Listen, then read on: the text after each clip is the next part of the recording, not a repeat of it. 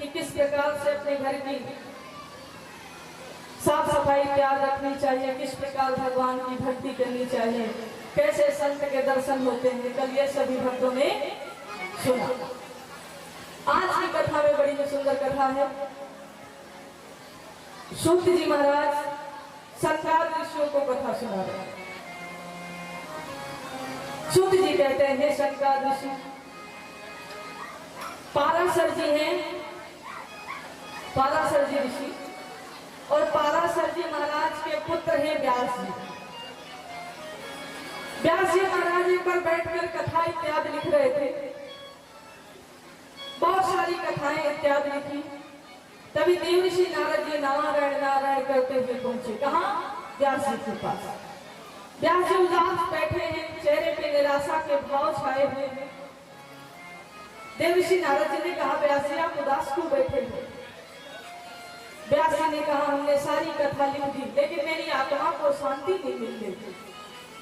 देवऋषि नारद जी ने समझाया और कहा कि हे व्यास जी, आपने सारी कथा तो लिख दिया है लेकिन अभी श्री हरि के चरणों का वर्णन नहीं किया है। देवऋषि नारद जी के कहने पर व्यास जी महाराज ने 10वें स्कंद में भगवान श्री हरि के चरणों का चरित्रों का वर्णन किया।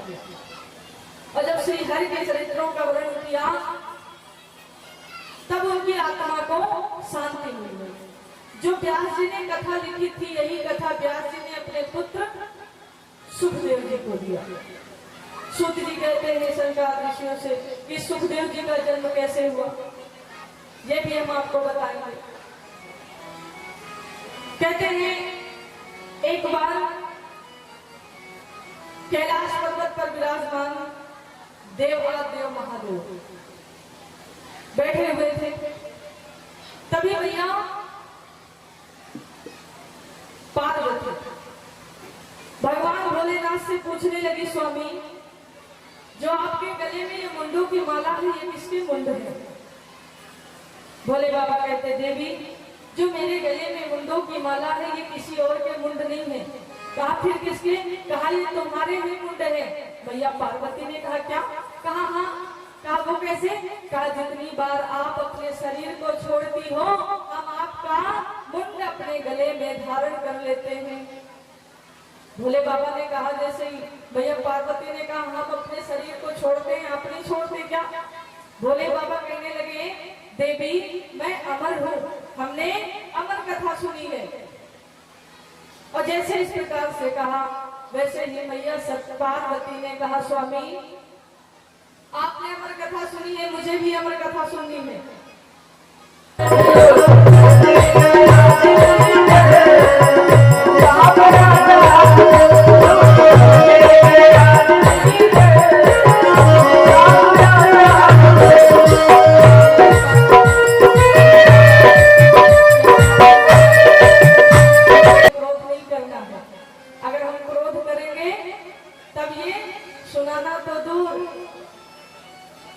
हमको ये अपने पास भी बिठाकर भगवान की महिमा नहीं सुनाएंगे।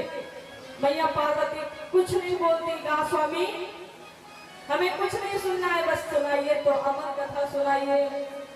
भोले बाबा कहते अच्छा ऐसी बात है तो ठीक है। भोले बाबा मैया पार्वती को लेकर चल पड़ी। कहा? एक जंगल में, बहुत बड़ा जंगल है, वट वृक्ष पेड़ है। वट वृक्ष पेड़ के नीचे जाकर पहुंचे। भोले बाबा ने अपने त्रिशूल पृथ्वी पर गाड़ दिया और 3 बार ताली बजाया। 3 बार ताली बजाने का भी एक कारण है कि वहां पर अमर कथा होने जा रही है और अमर कथा को जो जो सुनता है वो अमर हो जाता है। भोले बाबा ने जैसे ही 3 बार ताली बजाई तो उस जंगल में जितने जीव जंतु कीड़े मकोड़े इत्यादि जो सब थे वो जंगल को छोड़कर भाग गए। वहां पर कोई भी नहीं बचा। भोले बाबा ने कहा, देवी मैं आपको अमर कथा सुनाने जा रहा हूँ लेकिन मन लगा के सुनना, सोना नहीं, क्योंकि जहाँ पर धर्म का कार्य होता है, भगवान का भजन होता है, वहां पर निंद्रा महारानी कूद कूद के आगे आगे चलती है। हाँ, ऐसे घर पे बैठे रहोगे तो नींद नहीं आएगी, लेकिन अगर कथा सुनने आओगे तो नींद जरूर आएगी, क्योंकि निंद्रा महारानी कथा सुनने नहीं देती है। हाँ, इसीलिए हम बीच में ताली बजवाते हैं ताकि आपके किनारे निंद्रा महारानी ना आए। नहीं तो हमारा नींद जब आ जाती है तो चाहे ढोल बाजे चाहे भंगड़ा कुछ सुनाई नहीं देता है, बस एक ही चीज दिखाई देती है, नींद। हाँ, बच्चों को घर पे मम्मी लोग इतना डांटती है, बेटा पढ़ाई कर लो, पढ़ाई कर लो, किताब खुली नहीं कि नींद आ गई। ऐसा होता है, सबके बच्चों के साथ होता होगा। हम भी ऐसे करते थे, पढ़ते पढ़ते सो जाते थे, सबके साथ होता है। जब बताइए मैया पार्वती नहीं बची निंद्रा महारानी से, तो हम लोग तो तुच्छ प्राणी हैं। हम लोग कैसे बचेंगे? क्योंकि निंद्रा महारानी बड़ी बलवान होती है, बड़ी ताकतवर होती है, सबको गिरा देती है, चाहे जितना वो बलशाली हो। हाँ, अगर नींद आ गई तो इतना बड़ा मेला लगा है, हमें कुछ दिखाई नहीं देगा, नींद के आगे कुछ नहीं दिखाई देगा। और महाराज निंद्रा महारानी मैया पार्वती को भी नहीं छोड़ती हैं। आज कहते हैं कि नींद जब आ जाती है, बहुत लोग, आप लोगों ने सुना होगा कि कुछ लोग जब मोटरसाइकिल से दूर की सफर करने लगते हैं तो निंद्रा महारानी बहुत ही खराब भी है, उनको गाड़ी पे बैठे बैठे नींद आ जाती है। कुछ लोगों का एक्सीडेंट भी हो जाता है हमारा नींद के कारण। आप लोग अगर न्यूज देखते हैं तो आप लोगों ने देखा होगा, नींद आ गई, उनका एक्सीडेंट हो गया। तो हमारा नींद बहुत खराब चीज है। अगर आप नींद से जीत लिए तो हर जगह आपकी जीत होगी। अगर नींद से आप हार गए तो महाराज फिर बहुत दिक्कत होगी, क्योंकि अगर कथा में बैठेंगे वहां नींद आने लगेगी। घर में सत्यनारायण भगवान की कथा सुनेंगे, वो भी 1 घंटे की होती, मान लो यहाँ 3 घंटे की होती है कथा, लेकिन सत्यनारायण भगवान की कथा अगर देखी जाए तो मुश्किल से 1-1.5 घंटा की होती है, उसमें भी नींद आने लगती है। अच्छे कार्यों में हमेशा निंद्रा महारानी कूद कूद कर आगे चलती है। हाँ, और घर में अगर देखो टीवी चले, मूवी चलने लगे, सीरियल चलने लगे तो आधी रात पूरी रात बीत जाए, नींद नहीं आएगी, क्योंकि वहां धर्म का कार्य नहीं हो रहा है, वहां भगवान का कार्य नहीं हो रहा है।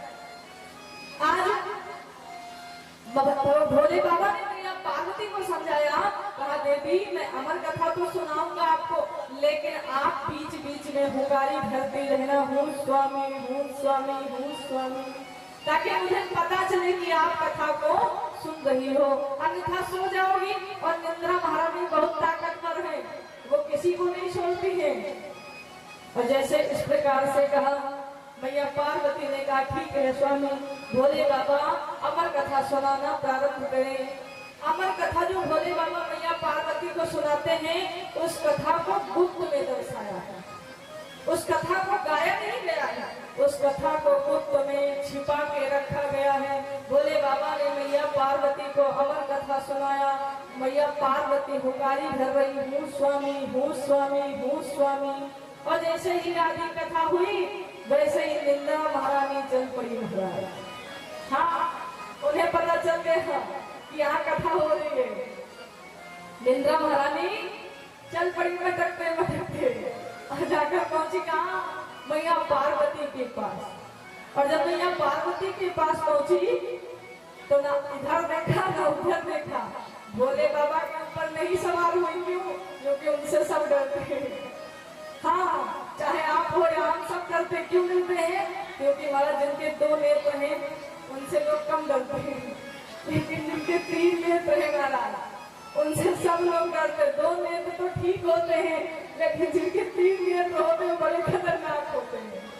भोले बाबा जितने भोले हैं उतने ही क्रोधी भी हैं। भोले बाबा को जब क्रोध आता है ना, और भोले बाबा कहीं अपना तीसरा नेत्र खोल देंगे, और तीसरा नेत्र खुला कि गड़बड़ हो गया। जब भोले बाबा का तीसरा नेत्र खुलता है ना, तो सामने वाला जीव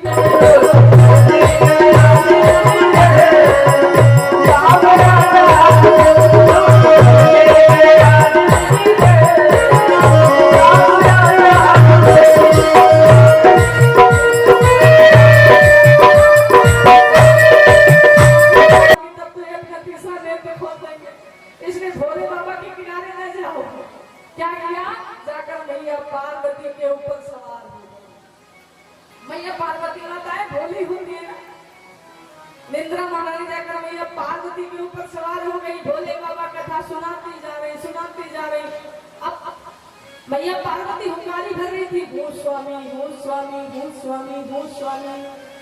लेकिन जब निंद्रा महारानी सवार हो गई तो आज मैया पार्वती सो गई।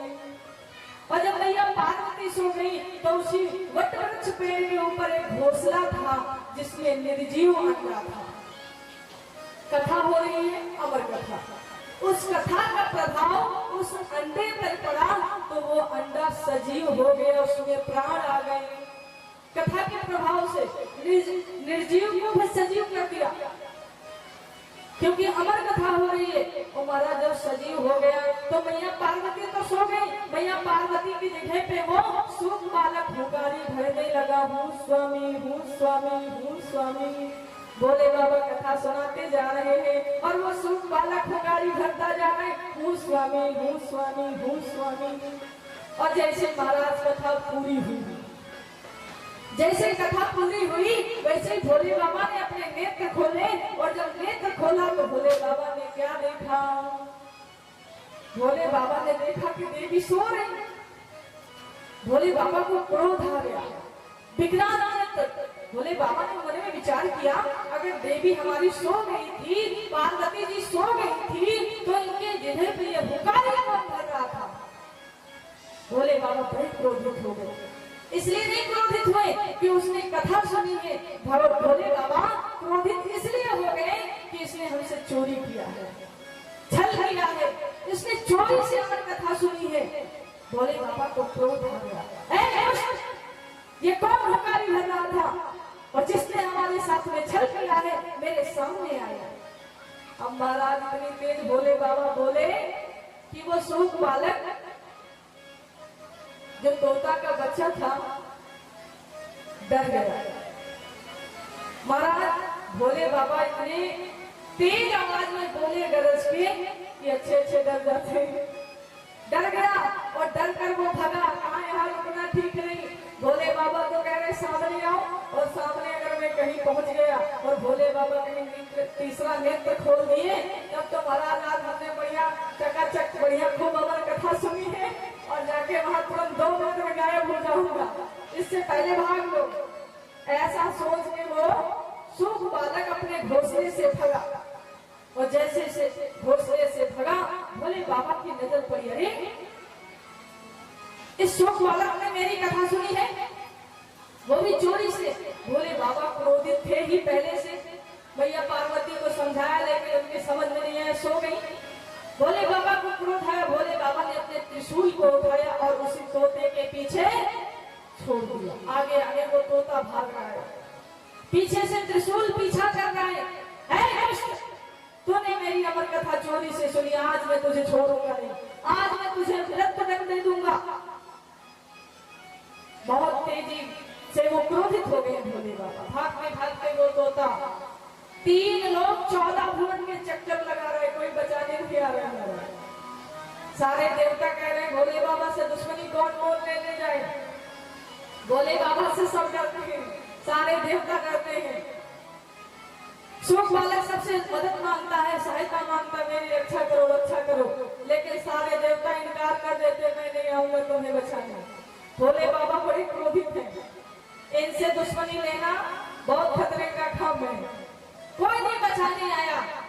जब 3 लोग 14 भुवन चक्कर लगा दिया, कोई बचाने नहीं आया, तो वो तोता भागते भागते कहाँ पहुंचा?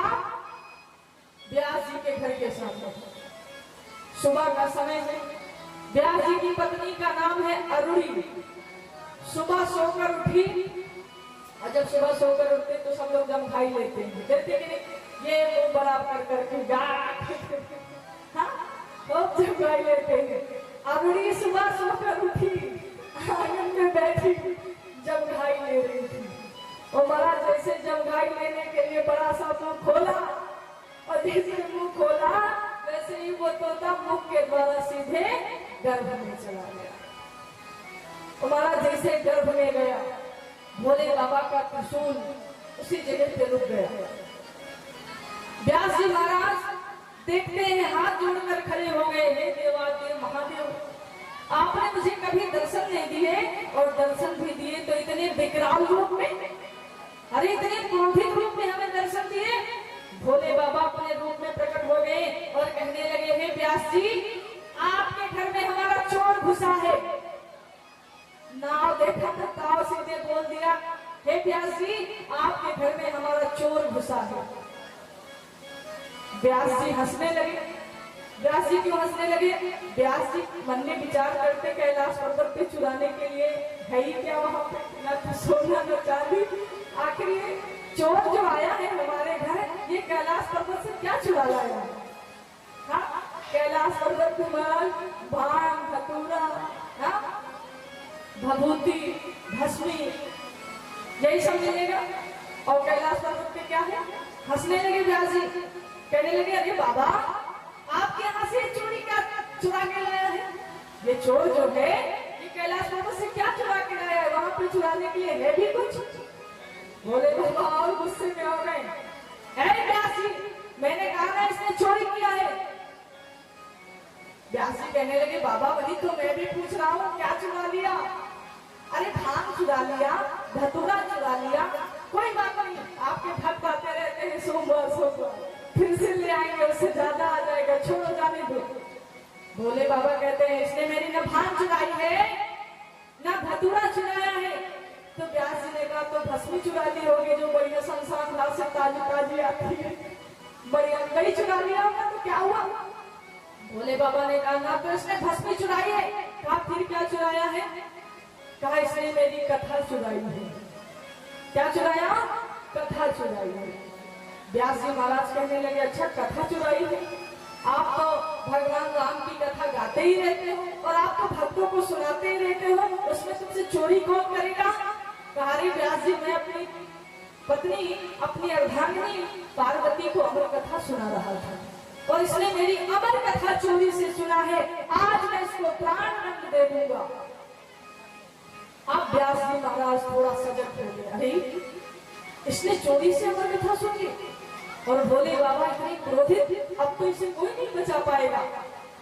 व्यास जी महाराज जी ने हाथ जोड़ लिया और कहा कि भोले तेरी जटा से, बाबा तेरी जटा से बहती है गंगाधारा, भोले तेरी जटा से, बाबा तेरी जटा से बहती है गंगाधारा, भोले तेरी जटा से।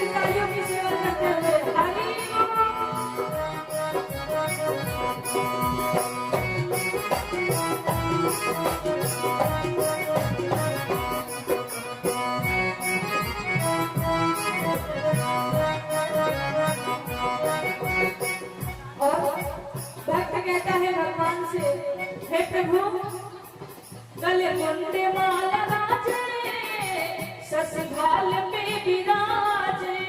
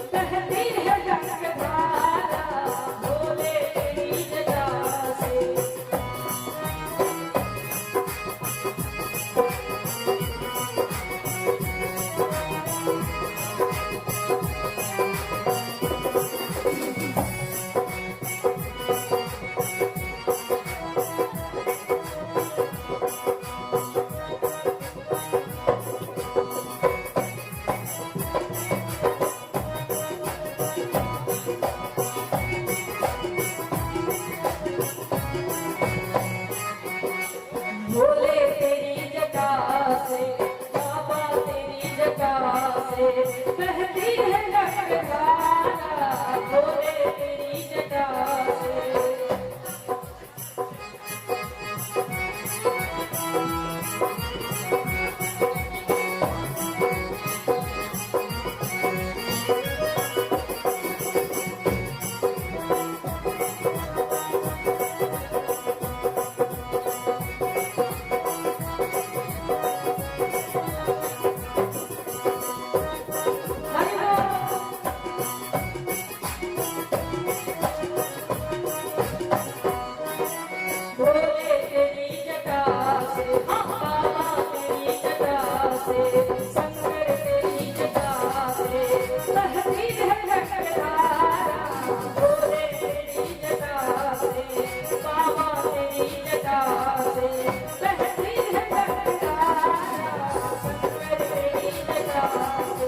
Baba